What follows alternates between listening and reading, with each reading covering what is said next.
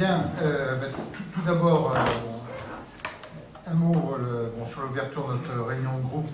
J'ai eu Bernard Reynès ce matin, donc c'était l'occasion de donner des nouvelles à nos collègues, et puis surtout de réévoquer cet accident d'extrême gravité.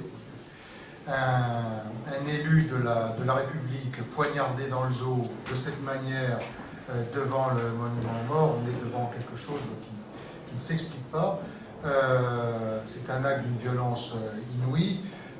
Plan de sa santé, même si Bernard nous disait ce matin que l'organe vital avait été touché, il est passé à deux doigts de la mort. Il faut dire des choses comme elles le sont. Donc, un acte d'une violence sans commune mesure.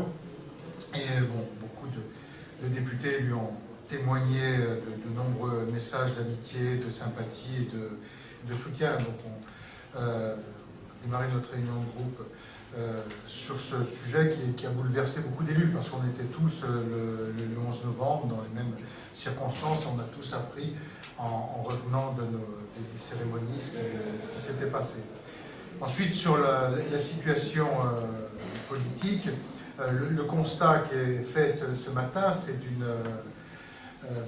d'un environnement économique, social, fiscal d'une extrême gravité. C'est-à-dire le constat d'une dégradation dans tous les domaines, avec la dépense publique qui atteint des records absolus, avec 57% du PIB, les prélèvements obligatoires à 46,5%, le chômage qui là aussi atteint des chiffres records, et tout ça implique la nécessité d'un changement de cadre, d'un changement de politique, et notamment de politique budgétaire.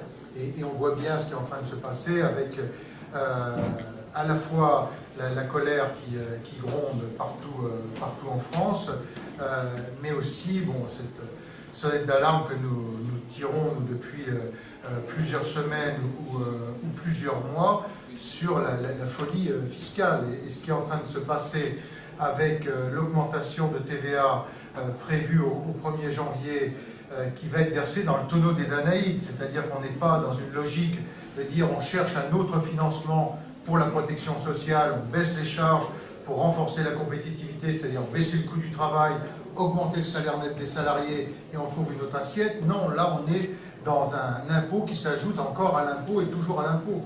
Chaque jour qui passe, il y en a davantage, et cette augmentation telle qu'elle est prévue aujourd'hui me paraît tout à fait irresponsable si elle était maintenue par le gouvernement. Ça appelle donc à la nécessité d'un changement de politique budgétaire. Voilà le résumé de notre réunion de groupe. Est-ce que ça suscite des questions? Non. Sur le contexte politique, est-ce que vous demandez une réponse politique, c'est-à-dire un remaniement ou une dissolution de l'Assemblée?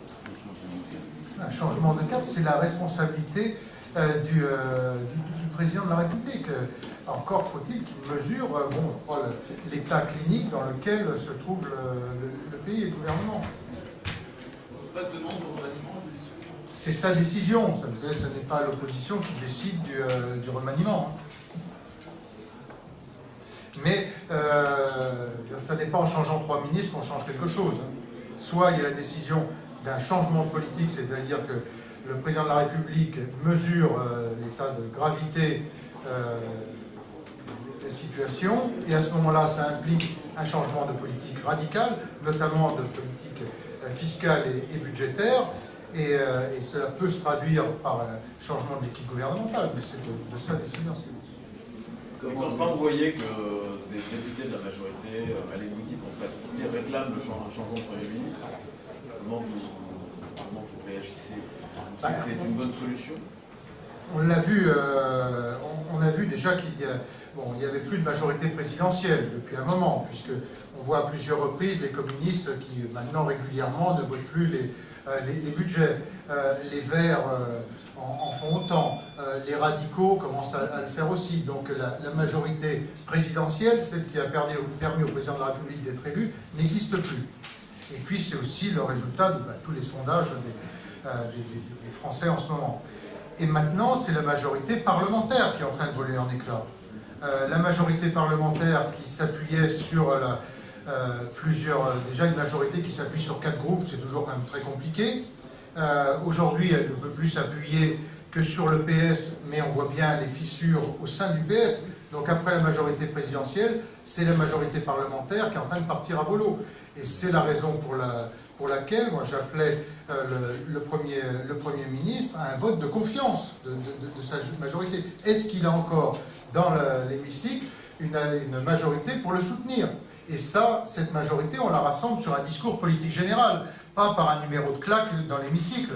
Ça n'a jamais été un acte politique fort. Ça, c'est un acte médiatique, une organisation politico-médiatique. Mais vérifier qu'un Premier ministre a toujours la confiance de sa majorité, c'est un discours de politique générale sur lequel sa majorité s'exprime et vote. Et c'est ça que, à mon avis, le Premier ministre est bien inspiré de mettre en place, de faire. Malgré cette situation, on n'a pas l'impression que la droite en profite, les leaders sont toujours aussi très bas dans les sondages. Voilà. Qu'est-ce qu'il faudrait à la droite pour finalement tirer parti de cette position affaiblie de la majorité? Écoutez, sur les résultats de la droite, vous savez, la seule analyse qui vaille en politique sont les élections. Et 8 élections partielles depuis 18 mois, 8 gagnées par l'UMP. Les résultats politiques sont là et attendons les prochaines échéances, celles des municipales.